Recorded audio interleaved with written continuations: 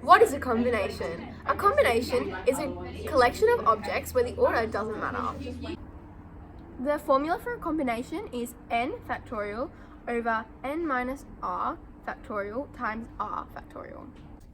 For example, for 8C3, you would place the numbers into the formula, then do 8 minus 3, which equals 5 factorial, so that's the next step, and then you would simplify it by 8 times 7 times 6 times 5 factorial, but stop at 5 factorial, so you can cancel out that 5 factorial down there, and then times 3 factorial.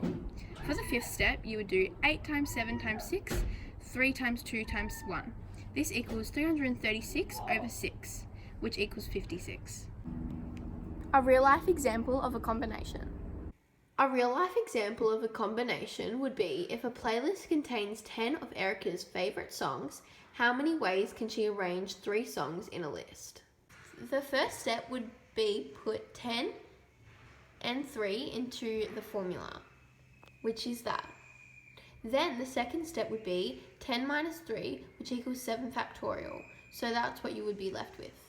Then you would simplify it to 10 times 9 times 8 times 7 factorial, but you would stop there so you can cancel out 7 factorial on the bottom. So it's 10 times 9 times 8 over 3 times 2 times 1, which equals 720 over 6.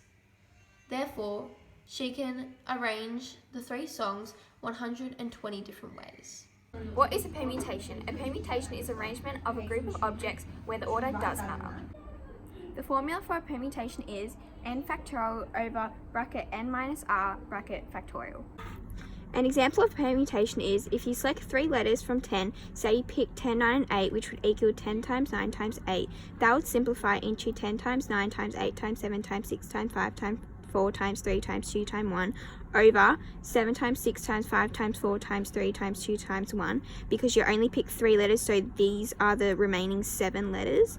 And then because you have the 7 here and the 7 here extended, you can simplify that to 10 factorial over 7 factorial, and then you'd put it into the formula, which is 10 factorial over 10 minus 3 factorial, which would equal the permutation of 10p3.